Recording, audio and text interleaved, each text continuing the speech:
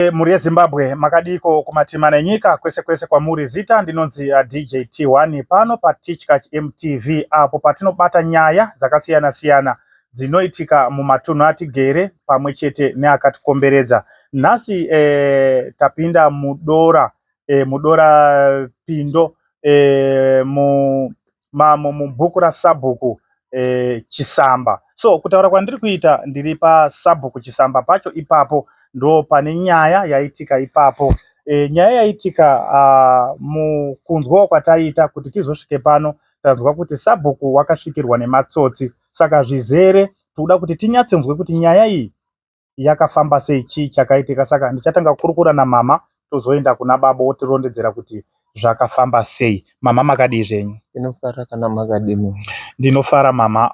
Mungatitsanangudzirewo here mama kuti nyaya iyi kuti izosvike payasvika pa chii chakanyatsa kuitika, maziviro enyu? Maziviro angu ngekuti akomana akatanga kusvika pano muma8 tiri kubike sadza. Saka asvika pano akahautirwa ngembwa ana obva abuda obva atambira obva asvika paumba. Tobva tati kwakanaka here, zvikazi tiri kutengesa fertilizer top D. Okay. Tikati iripi? Zvikazi iri kumadhumbe. Inini ndikati top D takatambira hatisi kuchada top D ba. Iwo chitakurai top D dzenyu muenda nadzo kumagorosa kana padenzo apo. Modini mutengesa ikoyo mushambadza muchiti anhu ofamba echiuya kuona. Kwete pano ngakazi taide kunyorerwawo tsamba ndisabhuku. Tikati sabhuku anyoreri tsamba anhu. Unonyorera tsamba mapurisa ndiwo ane mutemo wezvinhu izvozvo izvo. Saka akabva ati taakuenda kubva aenda. Okay. Takasara tikabika kundya tikatandara ana tikasvika pakambotobuda ishwa ana kubva tarara mumateni. Tadaro kurara mumateni ikoyo kwautorara. Tarara 10, 11, 12, 1 o'clock. Ndopatakazwa kuchitanga kugure makii papa mabhagila papa do. Mabhagila paya. Ba. Ina hatizi kumbozvifunga kuti imbavha. Takati zvichiri kurire kudaro ana ari kuda kubuda kubanzi. Kubva ndati muri kuda kubuda kubanzi here? Hakuna wakadaira. Apedze kugura bhagila bhayi ndokaupinde padhoo obva ariminura ngemasipanera awo ainisenzesa. Aminura kudaro kwaubva apinda. Ndobva ndati akomana muri kuramba muchiti guju madhoo, muri kuda kuenda kubanzi here? Ndopatakazotoona anhu atopinda akutotitocha kubhedhurumu kwetaatiri. Kazi nhasi tiri kumuuraya, tiri kumuuraya. Tauya pano kuzomuuraya. Takamboti ije zvadini? Akazi tati tauya kumuuraya mudhara, tauya kukuuraya. Bhati demo bhemba pahuma yasekuru, bhemba parutii, bhemba parutii. Tobva tachiti mune shuwa kuti muri kuda kutouraya munhu ropa raakubuda kuti mune shuwa yekuti muri kuda kuuraya munhu here? Ngenyaya yenyu atadzenyi. Kazi isusu tode kuuraya basi, tode kuuraya. Ndokwakuchibva sekuru atuchitosumuka kwakuchitoabata. Muda kundiuraya ndamudini? Kwakukikiridzana nawo. Bhemba riri mumusoro mwasekuru, bhemba riri mumusoro mwasekuru. Handiziviwo matemere akandiita pamaoko. Ndandiri kuchiapushawo kubatsire sekuru kuti abude nepamusoro pangu apa. Vandisirawo bhemba pamaoko nepamusoro. Kwabva tabudisa kubanzi. Tabudisa mubhedhurumu tainga. Abude kudaro ndokuchiti inini ari kubuda mubhedhurumu imomo akadonhese bheneti rawo. Ubva ndarinongawo bheneti riya. Ndakandodaiwo kundokandawo. Saka takaona kuti pane wakatotemwawo ndiro ngekuti tazoona mbasha dzanongwa dzainga nemaropa uko kwaanga ari. kwaakaenda ndiko. Alright. Zvadaro kubva ati onini ndipei mari pano, saka itipe mari muri takumutema ngedemo chairo. Apo diswawo demo, mwana ari kude kusimudze kude kuatema achida kudzivirirawo. Mwana obva azito kuchaya, mwana obva atsveta demo riya paseri paakatitora, iwo ndo paakabva aritora akasi tipei mari panapa. Garai pasi. Patagara pasi apa ropa riri kubuda riri kuyerera nemwiri wese, mumba yese yazara ropa. Ndokuchiti mirai ndimupe, ndine ka$100 kendinako. Vandatora ka$100 kaya vandapa nebhegi racho, vavhura vatora mari kwakusembudo. Zvikazi takuda negorosari pano. Gorosari? Tine gorosari here?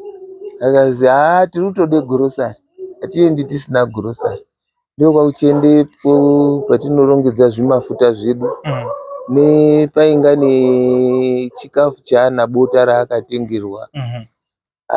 Kwakuvhurudza, kwakutore saki, kwakupaka zviro zviya musaki, kwakutore bota kwakuise musaki, ndokubuda kwaakaita achibva aenda. Isusu kwakuchiti kiringijira ngekubanzi dhoo. Isusu kusara kwatakaita nababa kwakuchide kubata madhoo akiwa nekunze. Obva tachitotanga kutora foni kuchaira muroora pamhiri apo. Maitakurai tavharirwa asi takwara, tapondwa kuno. Kupondwa kudini mai? Tikati tapondwa. Ndokwakuchirumba kwemuroora, kwakuchisiya achairawo vamwe ake mafoni epanharaunda. Ndokwakuuya pano svikei kude kuvhura madhoo akutonesa. Iri rakiringidzwa iri rakutonetse kuvhurika kwaro.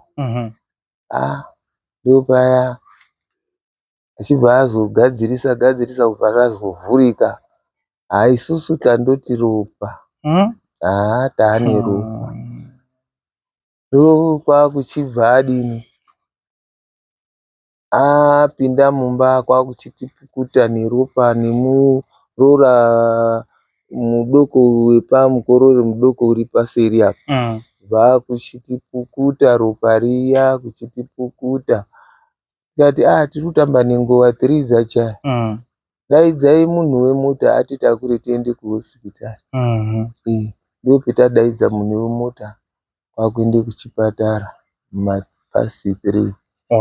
Kubva tasvika kumapast3 taenda kuhosipitari kuya, svika kubva tatambirwa hedu zvakanaka kwakutobva tarapwa. Saka nyaya iyi mairipotawo here kumapurisa? Taripota, mapurisa atouya pano. Takati tichibva kunoku toenda nemota, tobva tasvika pamapurisa. Zvikazi musatanga mwatoti ataure statement, chimboendai namo aende korapwa. Kwakubva tamhanya kuchipatara. Saka imimi mama makatarisa nyaya iyi, wana ava unge waine karinyere kupi here kekuziva kuti kana kuti munomboita mari yakawanda here kana kuti zvakamira sei ipapo? Pange pane karinyere kupi kekuti mune mari here zvawainge zvinogona zvichizikanwa nevamwe vanhu? Hapana nekarinyerepo, asi kunge kutoti anhu akatumwa. Maonero etiri kuita tiri kuona seanhu akatumwa. Kuti endai mouraya. Saka isusu tarapwa hedu, tapedze kurapwa kwakudzoke kuye kumba. Kwakuchiende pamapurisa, kwakuchiende kotorwa mastatement, tobva tauya kumba. Mapurisa azoteerawo echiuya kutora mastatement panapa. Ini ndinoziva chinoti Chisamba. Tinogare muno muBuku muChisamba. Ndiri sabhuku Chisamba. Ndiro basa rangu ndinoita. Aiwa, ndinotenda zvikuru baba. Zvakamira sei baba? Mungakwanisa kutitsanangudzira padambudziko rakuvira iri tinzwe kuti zvafamba sei kusaidi kwenyu? Dambudziko ratiwira nhasi tofunga ana mai ndiwo akatange kubhuya nawo akomana aya. Ini ndandiri kugeza. Pandakazobve kugeza ndikati akomana ambokotirwa ngembwa ati gogogo pano ndianani zvazi atoenda egari kuti tirikutengesa fertilizer. Kati fertilizer akati kati ino ati iripi zvazi kumadhumbe. Kati okay ino mwati kudini akati hapana zvetati fertilizer tinayo takatambira. Kati zvakanaka. Iyo mbuya achibva atoti akomana aya ndiri kuafungira aya. Akomana aya ndifunga kuti akaswatuka baya. Alright, mama watodaro. Tikati zikazi kuita kwawo handifungiba. Anhu yaya imbavhaya. Tikati ndiumaona ini handisi kuaona ndandiri kugeza. Akati zvakanaka. Tobva tatonyararidzana ipopo, kubika, kudya, kupedza. Ngatiorara akomana echidiki ari panapa. Ati uyu netumwe tuduku akambobate tuishwa twakambouye paraiti papa. Tikati sakupinda ari mukati. Tobva tapinde mukati tobva tamwe mapiritsi edu. Tikati tinogarirei akanga apedza anodini anokiya pamaonini apa pamadhoo apa. Abva tazoti gare gare. Abva apedza akati ishwa hazisi kuchauya ba. Tikati alright chivharai madhoo. Akavhara madhoo awo. Obva arara. Tikati chii chitorarai madhoo makiya ere akati tikati zvakanaka kuti makiya madhoo mwanatsa pautorara zoti kuma 1 ndo pakasvika akomana aya manje. Mai akati imi akomana imi muri kuti ngai netochi muri kuda kubuda kubanze ere. Saka vakomana munorara navo futi mukati mo. Tanga tinavo imo mukati. Anga ari mudining. Hatisi kudairwa ipapo. Ini ndibva ndadaidzawo ndikati iwe Edson muri kudini nenyi netochi. Zikazi haasi kudaira futi. Ani aroramba kudaira ngei. Ini hatisi kumbozvifunga ba kuti ndivo vaya vambosvika na8 vaya. Ati okay. Tizwe padhoo kaje. Kati akomana anonga ari kubude kunze. Kubuda panze. Gweje uya tochi ichibva yazwe mumba tochimba muya. Kati akomana aya kudzoka ere kwaita. Tichibva tadini ramba ndakarara. Wabva azokwenzera kudhoo rekubhedhurumu kwedu mati vaende kuti sundei tai tisikazi kutovhare zvekundo rakandobate chihuri chacho. Rekunze takonya tingakonya madhoo ese ere. Tobva tadini tatisiya takandobva rekuti twa. Ichibva uya kubva avhurawo kuvhura kwaita chibva aisa tochi futi munini mubhedhurumu. Inde anhu ane zvombo aya. Mabhemba panonaka ere panapa. Kati tochione zvaanoita. Zikazi nhasi muno mwafa. Nhasi muno mwafa. Kati tadini. Ngazi utoti mwadini. Muri kutofa nhasi uno. Akamboende kure. Radzaka bhemba. Soro radzaka bhemba musoro radzaka bhemba. Matatu. Kati anhu yaari dumbudi. Ndichibva ndakwenzera kupushe kuna mbuya. Ndichibva ndati makumbo angu dzakise pasi. Ndichibva ndasimuka. Ndobva ndaenda kobatana naye. Kikiri. Vandamuti papo mudining. Padarise imomo. Akati zvitetezve ndiri pano. Rauya futi bhemba. Richibva radonha bhemba riya. Mbuya achibva aribatawo. Chibva adzorera. apeno kuti akazoritsveta nguva yatisunga tichaona baba. Because pengi pakukikirisana. Ropa rairera. Erera. Ngati ndizvo. Nawo. Ndiri mudining. Pedza zikazi tipei mare. Saka apa hondo yese ngechiitika iyi menye musingamboshedzerewo kuti next door akwanise kunzo. Takamboedze kushedzera tanga tiri mukati mwemba zvazviziki. Hazviziki ba. Zvikanzi tipei mare. Hatina mare ba, tipei mare, tingatomuuraya muno. Mbuya akati ndine ka 100. Ndinako. Atenda motora. Vasimuka kubva pinda muberere. Wabva tora kapesi kacho wabva atambidze kapesi kacho. Chibva avhura atora mari iya. Kapesi kachuzi kandeya. Mari yambudu. Tikuda mari muno, hamune mari muno. Ndikati imi kuti mwakude kuti chitiuraya yenyu. Hatisina, ndiyo mari yatanga tiinayo badzi. Akati hamuna grocery ere muno. Tikati grocery rarenyi zvese takabve muChristmas. NeNew Year. Tichade kuchengete grocery rekuchade kudini futi. Ino akaone mafuta anga ari pakasituru kari mubavu. Ma 2 liter 4.5. Alright. Yanga yambosenza. Kubva atore mabhegi matema ari kufamba mazuva ano ya. Kandire semafuta aya. Sepa nepavharanda. Chibva upinda. Wabva atore nini. Instant bota riya revana riya. Chibva aritora. Chibva razimudzwa. Kuti kusuno svete paakatsveta ndokuti takabva tati todwa kuchikonya dhoo manje. Iye akati mwakonye dhoo wabva akorekedza ngekunze. Alright. Pane zvihuri zviripo wabva akorekedza ngekunze. Kwakutoenda. Waenda. Saka wakomana wengwari wangani? 3. Saka pafesi dzawo hapana wamakaziva? Hapana watakambo identify baipo. Hatina. Anga ari 3.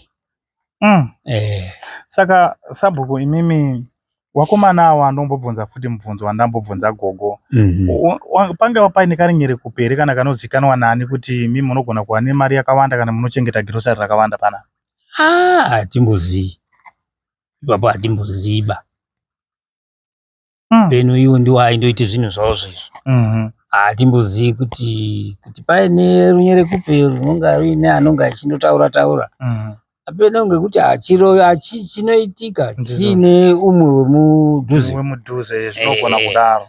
Chinoitika kudaro ngekuti chinonga chine umwe wemudhuze kuti mukaenda ipo papo munondowina chete. Saka mabhemba muri kurangarira matema musoro mangani? 6. Shit. Pane 6 apa. 6. Saka pamaenda kuchipatara pamaiswa mastitch? Taiswa mastitch. 6 mabhemba. Tichibva tazvimirirai dhokota. Tatamirira dhokota. Dhokota achibva auya. Tobva taonana nadhokota. Dhokota akati uyai kuno. Taenda nadhokota uya murume yatatange kupinda iya. Ndiye tapinda futi nawo nadhokota. Akati manesi anga ari muzvikazi tipei mabhandichi. Isusu anga amboti hatina mabhandichi. Tanga tandoti retanga taisirwa kunoku ndi health worker. Ndo tanga tatoti tikasvika tikaonini touye kuriisa touya takadini. Makasungwa iroro. Takasungwa iroro. Okay. Paandosvika akati uyai kuno. Tatapinda. Manesi tipei mabhandichi. Haasi kumbonetsa ipapo. Anhu aya ati mabhandichi hatina. Aide kumbodini. Ndizvo anhu ari panyipa basa pavo. Ndizvo. Tobva tasenzwa imomo murumu iyoyo.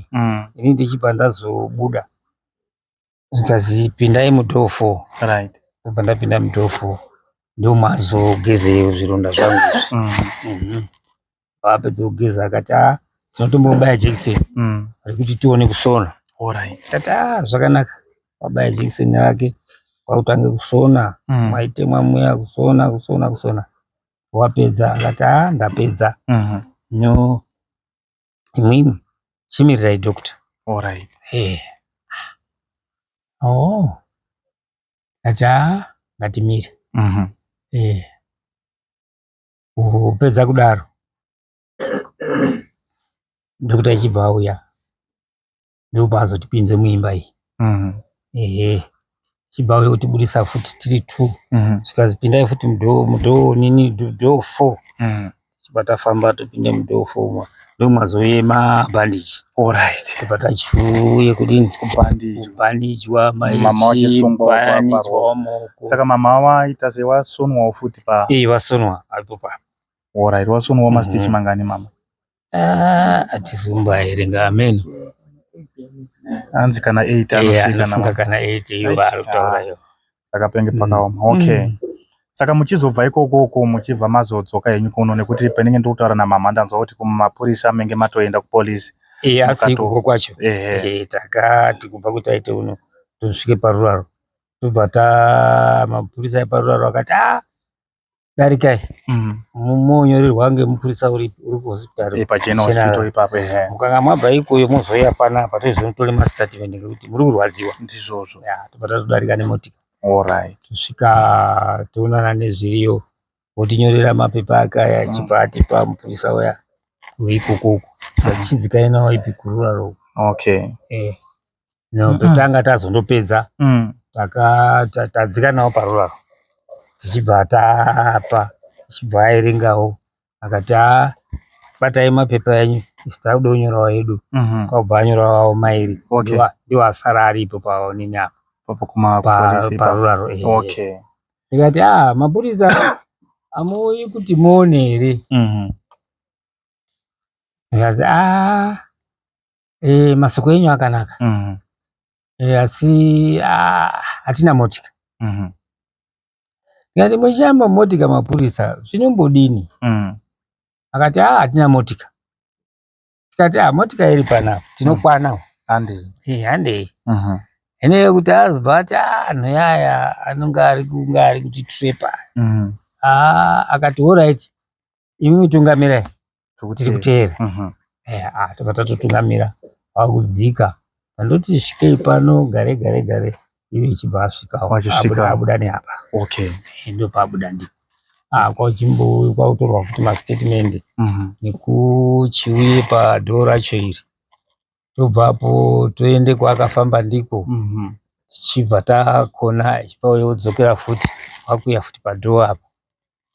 Akati sitakudini takuenda andodi kumbonga aitore mavhidhiyo ngefoni. Kwabva atoenda mota yawo yanga iri paseri. Kwabva aenda. Nyaya dzacho. Aiwa tinotenda baba nekutsanangura kwakanaka. Saka imimiwo sabhuku semunhu awirwa nedambudziko, mashoko api amuri kuda kutaurira nhasi kune vari kukuonai padambudziko irori? Ari kuuya achindoona kana kuti vari kukuonai nhasi paTV ipapo, kozi vanhu vachakuonai paTV. Mashoko api amuri kuda kutaurirawo chenjedzo kune mhuri yeZimbabwe, nyika yese? Ini ndine masoko ekuti tine soko ratakambotaura nevanhu vehurumende ava. Tikati varume, ndinofunga munoziya zvechimiro chetiri. Ndizvozvo. Tinoite basa renyu rehurumende. Tichite basa renyu rehurumende. Ndizvozvo. Dai mwaitipo futi tigare nadzo. Asi munodini munozobaya anhu asina muswe. Tikati hatisi vana vadiki. Tiri vanhu vakuru. Tonga tichiona kuti pano pashata kwakuchizvidhifendawo. Ati alright tichazodini? Tichazokuonai, tichazomutaurira. Ndiye tichazomutaurira nanhasi hakuna chakafamba. Ndo masoko etakaamboataurira asi haana kudini? Haana kuabudisaba masoko acho kuti vanhu wee chiuyai tichigareyo nini hatichioni kuti tinodini. Timupe zvamwakakumbira. Hatina kupuwa. Aiwa tinotenda baba. Saka zvatakuita izvozvi taakumboisira mumaoko emapurisa. Asi semaziviro edu atinoita, mapurisa emuno muZimbabwe vanogona kubatwa zvikada munogona kuzotonzwa kuti vakomana vaya vadini vabatwa because mapurisa emuno muZimbabwe uri muno muZimbabwe unobatwa. Unobatwa. Inini ndakafonerwa dziri kuita 137 ndonguva dzandakafonewa ndobva ndachiona foni iri kuti mbuyaisa ndati mai ari kufona nguva dzinedzi kwakanaka ndobva ndadaira foni ndobva ndati mai mati kudini kazi uyai kuno kuna hakuna umira musha tarudini tasvikwa nematsotsi tadini tavharirwa dhoo mhanya izvozvi takuda kutofa muno. Ndobva ndatomuka ndanetwana ndobva ndatobuda netwana twangu tuya ndobva ndatouya pendakasvika ndobva ndakatanga kuona zvidhina zviri apo pasaidhi pemba zviri pavharanda ndozvatotanga kuti puhuna puhuna ndobva ndachiti ndobva ndasvika zvakanzi vhuraipo dhoo ndobva ndavhura chikunjo chekumusoro chekuzasi ndobva ndachiti padhoo racho ndobva ndada kubata hinji yacho dhoo rimweni kii imweni yepakati ine makii matatu ndobva pendiri kuda kuti bati ndobva ndazwa mai dhoo racho harisi kuvhurika ndobva ndati saka Erison nditambidze kii chinyi chekuvhurisa ndiri panze isavhura nei nditambidze nepawindo mai kati ndopinza nepapi ngotonototi zvazvo zvingati zvazvaoma pendiri kuchiti mwana vhurapo windo mukati unditambidze mwana ndopaanotambira kamusikana kangu kobva kachitambira tapuwa muchirume kobva kabuda nebanga tapuwa ndopanoti maimba yese yatozara ropa ndakutobvundawo pari kuti ndobva ndachitiregerei ndichidozama petinoda kuti tizama kupinza dhoo riya ngoti ratodini raenda kofoseredzwa risina kuvhurwa kureva kuti kii iri papozisheni yekuramba yakakiya ndo zvinonga zviri kuita kii petinoda kuti ndisunde kuda kudai dhoo riya riri kudini riri kuramba tikati inotochidini takamira padhoo apo almost to 20 minutes tiri padhoo aya ari mukati inini ndiri kunze murikukikiridzana naro muzukuru Erison ndokubva achiti ari mukati uri korongonyawo nepaki ini ndiri kubayawo nepi nekuno dhoo riya vharazo ndovhurika titozivi kuti wakavhura dhoo pauri hwedu kuti ndiani takazondoona dhoo ratodini razovhurika ravhurika kudaro ndopetakaenda kuona mumba hamusi kuita ropa mai andogara pasaidhi pesofa ari mukati mweropa baba andotsikitsira dai iropa basi basi kobva tatora mvura yangu jegi rangu tore tauro rangu kwakuchitanga kwakirina kumameso kudai kirine ndakirinazvo ndobva tachitoona nguva doko doko ndopakabva pauya mainini neamweni mainini epamberi kobva asvika nana bamunini paakasvika ndokuchitoti mutese takutoita zvekutokirina ngekuti ropa rakanga raibva mubhedroom imba yese nemidhuri zvese zvakanga zvakatozara chinyi ropa kwakuchinasa kuchiona zvironda zvanga zvatemwa chinyi kuchinasa kuchiona kuti matemerwo aita ngo zvazvisi kutomboneka kuti chironda ichi chatemerwa papi chatemerwa papi rakandozara ngekuti mai akanga atori nebvudzi rakakura tinoona musoro wazara chinyi ropa kwakutombotanga kugera kuti titione kupadini patemwa mai muoko wachezwa kudai ganda rinototi ukadai sorubha rati kwatu kudai pana mai pana baba kuona musoro zvaitwa mairi ari apa akadzama mamweni masaidhi manzeo takabatikana mufunge zviro zvakaitika pamusha panapa meni aiwa hazvina mhosva tinotenda nekutitsanangudzirawo chiitiko chaitika so takusiya nyaya yedu mumaoko emapurisa so nekupawo chenjedzo